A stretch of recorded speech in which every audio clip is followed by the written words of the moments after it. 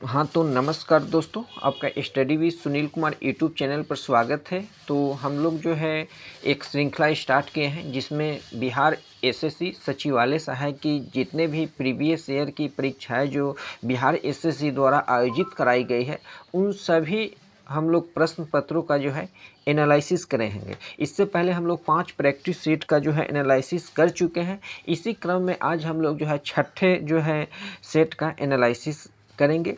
बहुत सारे छात्रों का मैसेज आ रहा है कि सर आप जितने भी बिहार एसएससी की द्वारा परीक्षाएं आयोजित कराई गई है, आप सभी का जो है एनालिसिस करवा दीजिए। तो इसी क्रम में जो है हम आप लोगों के लिए आज जो है छठा प्रैक्टिस सेट लेकर आए हैं। ये सारे प्रश्न जो है बिहार एसएससी प्रतियोगिता परीक्षाएं में जो है पूछी गई है। तो चलते हैं प्रथम प्रश्न को देखते हैं। प्रथम प्रश्न जो है, चंपारण सत्याग्रह कब आरंभ हुआ? तो आप सभी जानते हैं कि चंपारण सत्याग्रह जो है 1917 में महात्मा गांधी के द्वारा स्टार्ट किया गया। राजकुमार शुक्ल ने महात्मा गांधी से जाकर जो है 1916 में लखनऊ अधिवेशन में मुलाकात करते हैं और महात्मा गांधी को आने का न्योता देते हैं। इसी के बाद 1917 में महात्मा गांधी का आगमन होता है और चंपारण सत्याग्रह जो है स्टार्ट होता है। यहाँ पर नील की खेती की जाती थी, जिसमें 3 कठिया प्रणाली प्रचलित थी, जिसमें जो है 3/20 यानी 20 कट्ठे में 3 कट्ठा जो था नील की खेती करना आवश्यक होता था। इसी के विरुद्ध जो है महात्मा गांधी ने सत्याग्रह आरंभ किया था, जिसे चंपारण सत्याग्रह कहा गया। महात्मा गांधी द्वारा स्टार्ट किया गया एक प्रथम सत्याग्रह भी था।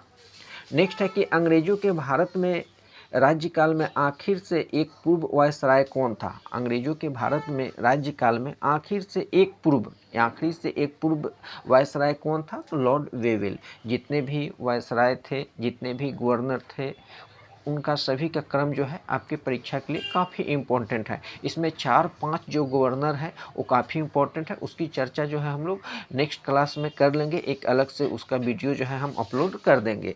अभिज्ञान शकुंतलम का प्रथम अंग्रेजी अनुवाद किसने किया था? तो जवाहरलाल नेहरू। जवाहरलाल नेहरू ने अभिज्ञान शकुंतलम को क्या किए थे, जो संस्कृत में पुस्तक थी उसको इंग्लिश में अनुवाद करवाकर उसको जो है पढ़े थे। नेक्स्ट प्रश्न को हम लोग देखते हैं। जितने भी प्रश्न हैं आपके आगामी बिहार एसएससी या बीपीएससी या आपके मध्य निषेध इंस्पेक्टर जो भी परीक्षाएं बिहार में आयोजित होने वाली है, उसके लिए काफ़ी इम्पोर्टेंट है। अंग्रेजों ने बहादुर शाह द्वितीय को देश से निकालकर कहाँ भेज दिया था? तो रंगून भेज दिया था। अंग्रेज जब आए तो वे मुगल बादशाह बहादुर शाह द्वितीय को देश से निकालकर रंगून में विस्थापित कर दिया था। गुरु नानक का जन्म कहाँ हुआ था? तो आप सभी जानते हैं गुरु नानक का जो जन्म हुआ था तलवंडी में हुआ था। नेक्स्ट प्रश्न है आपका कि गोवा से पूर्व पुर्तगालियों को भारत में कौन सी राजधानी थी? तो कोचीन में राजधानी थी। और आप सभी जानते हैं कि पुर्तगाली हमारा देश आज़ाद होने के बाद भी गोवा को जो थे अपने अधिकार में रखे थे। नेक्स्ट प्रश्न है कि अकबर के राज दरबार में कितने रत्न थे? तो अकबर के दरबार में 9 रत्न जो काफ़ी फेमस थे, काफ़ी प्रचलित थे। तो अकबर के राज दरबार में 9 रत्न रहते थे। नेक्स्ट प्रश्न जो है आपका हिस्ट्री से है, बिहार हिस्ट्री से है। किसने दाऊद को पटना हाजीपुर से खदेड़ कर बाहर कर दिया था? तो अकबर जब आता है मुगल साम्राज्य तो इन्होंने दाऊद को पटना हाजीपुर से खदेड़ कर वहाँ से निकाल दिया था। गुप्त वंश का अंतिम शासक कौन था? तो गुप्त वंश का जो अंतिम शासक था विष्णुगुप्त था। गुप्त वंश का अंतिम शासक जो था आपका कौन था? तो विष्णुगुप्त था। नेक्स्ट प्रश्न हम लोग देखते हैं। बुद्ध से संबंधित अवसरों से जुड़े प्रतीकों में स्तूप जो है वो किसका प्रतीक है? तो स्तूप जो है आपका मृत्यु का प्रतीक है। बौद्ध धर्म में जो स्तूप है।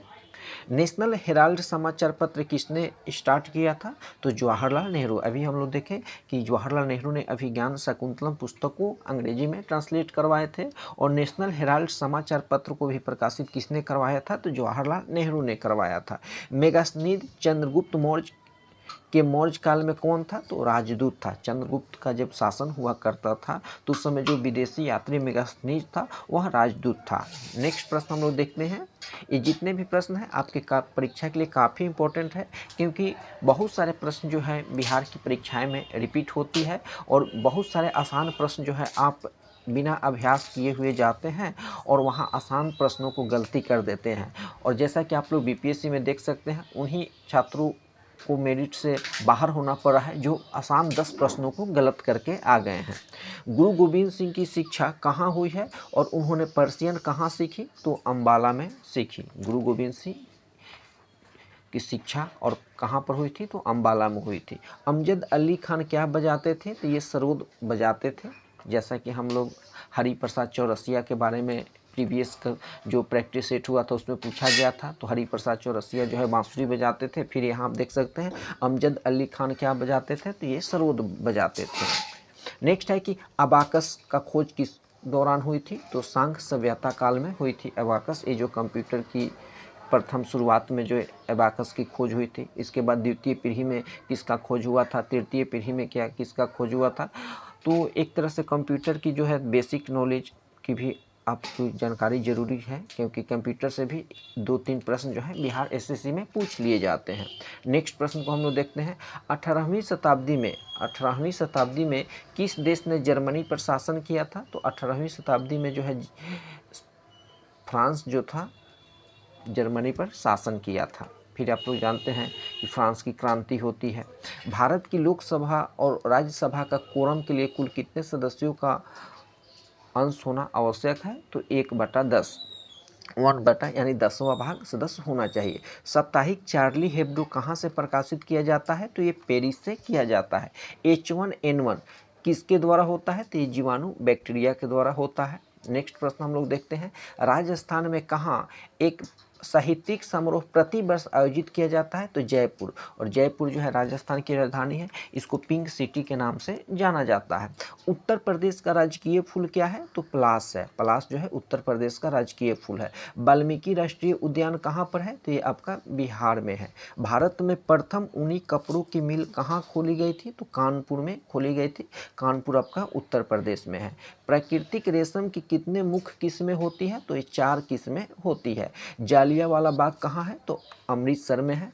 13 अप्रैल 1919 की घटना आप लोग जानते हैं। रॉलेट एक्ट के विरोध में धरना प्रदर्शन किया जा रहा था। एक मीटिंग बुलाई गई थी और वहीं पर जनरल ओडायर अपनी सेना के साथ आते हैं और निहत्थे लोगों पर गोलियां चलाने का ऑर्डर दे देते हैं और एक पतली गेट थी उसको बंद कर दिया जाता है और अंधाधुंध गोलियां चलाई जाती है, जिसमें बहुत सारे लोगों की जो है मृत्यु हो जाती है। परीक्षा में पूछा भी गया था बीपीएससी में कि जनरल ओडायर को किसने मारा था? तो उधम सिंह जाकर उसको इंग्लैंड में मारे थे।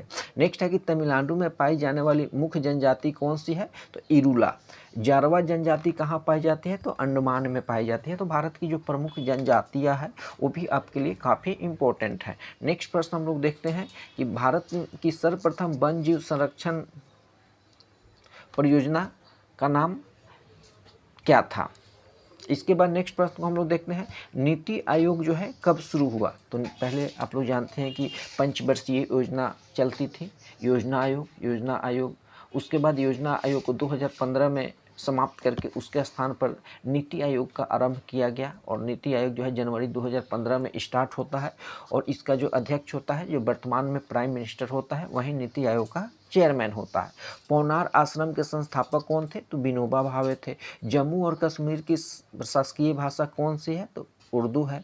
जापान की संसद क्या कहलाती है? तो डाइट कहलाती है। तो जितने भी महत्वपूर्ण देशों के संसद के नाम भी आपके लिए काफ़ी इंपॉर्टेंट है। फिर रियाल किस देश की मुद्रा है? तो सऊदी अरब की है। पिछला जो हम लोग प्रैक्टिस सेट देखे थे प्रीवियस सेट का, उसमें एन जो था जापान की मुद्रा का नाम पूछा गया था। तो कुछ प्रमुख देशों के, विकसित देशों के जो मुद्रा के नाम भी आपके लिए काफ़ी इंपॉर्टेंट है। नेक्स्ट प्रश्न हम लोग देखते हैं कि भारतीय झंडे में चक्र का कौन सा रंग होता है? तो भारतीय झंडे में जो चक्र का रंग होता है वो नीला होता है। वंदे मातरम का अंग्रेजी में अनुवाद किसने किया था? तो अरविंदो घोष ने किया था। सत्यमेव जयते कहाँ से लिया गया है? तो ये मुंडक उपनिषद से लिया गया है। किसका उपनाम द वॉल है? तो राहुल द्रविड़ को द वॉल यानी दीवार के नाम से जाना जाता था। ये भारतीय क्रिकेट टीम के खिलाड़ी थे। अभी वर्तमान में ये कोच भी बने थे, अभी रिटायरमेंट ले लिए हैं। रेड क्रॉस का मुख्यालय कहाँ पर है? तो ये स्विट्जरलैंड पर है। नेक्स्ट प्रश्न है कि आनंद मठ के लेखक कौन थे? तो आनंद मठ के जो लेखक थे Bankim Chandra Chatterjee. The Audacity of Hope किसने लिखी? तो बराक ओबामा, जो पूर्व अमेरिका के राष्ट्रपति हुआ करते थे। समय के संदर्भ में प्रयुक्त संक्षिप्त रूप एडी का अर्थ क्या है? तो एनो डोमिनी, एनो डोमिनी। नेक्स्ट है शहीद दिवस कब मनाया जाता है? तो आप सभी जानते हैं कि 30 जनवरी को जो है शहीद दिवस मनाया जाता है। तो जितने भी महत्वपूर्ण तिथियाँ हैं, जितने भी महत्वपूर्ण पुस्तकें हैं, ये भी आपके लिए काफ़ी इंपॉर्टेंट है। अपने मोबाइल फ़ोन तक पहुँच नहीं होने से एक्सेस खोने का डर क्या कहलाता है? तो नोमोफोबिया। सत्यजीत रे द्वारा निर्देशित सर्वप्रथम चलचित्र कौन सी थी? तो पाथेर पंचाली। भारत का सबसे बड़ा संग्रहालय कहाँ पर है? तो भारत का सबसे बड़ा संग्रहालय जो है पश्चिम बंगाल की राजधानी कोलकाता में है। पंचतंत्र किसने लिखा? विष्णु शर्मा के द्वारा पंचतंत्र लिखा गया है। कौन अपने आयुर्वेद के ज्ञान के लिए प्रसिद्ध था? तो धन्वंतरी। धन्वंतरी जो थे अपने आयुर्वेद के ज्ञान के लिए काफ़ी फेमस थे। आईपीएल जो प्रतिवर्ष होता है, ये कब स्टार्ट हुआ था? तो 2008 में स्टार्ट हुआ था। प्रथम आईपीएल विजेता कौन था? तो राजस्थान रॉयल्स ने जीता था। ग्रोज शहर कहाँ पर स्थित है? तो ये ऑस्ट्रेलिया में है, ऑस्ट्रेलिया में, ऑस्ट्रेलिया नहीं, ऑस्ट्रेलिया। नेक्स्ट प्रश्न है कि भारतीय मानक समय जो है मध्य समय से कितना आगे है? तो 5.5 घंटा आगे है। दुनिया का सबसे आर्द्र स्थान कहाँ पर है? तो एशिया महाद्वीप में है। मानचित्र में समुद्र की समान गहराई को जोड़ने वाली रेखाएं क्या कहलाती है? तो आइसोबाथ कहलाती है। मानचित्र में समुद्र की समान गहराइयों को जोड़ने वाली रेखाओं को जो है आइसोबाथ कहा जाता है। बोरा क्या है? तो एक ठंडी शुष्क वायु है। इरावदी नदी किसमें जाकर मिलती है? तो ये बंगाल की खाड़ी में जाकर मिलती है। नदी का एक उथला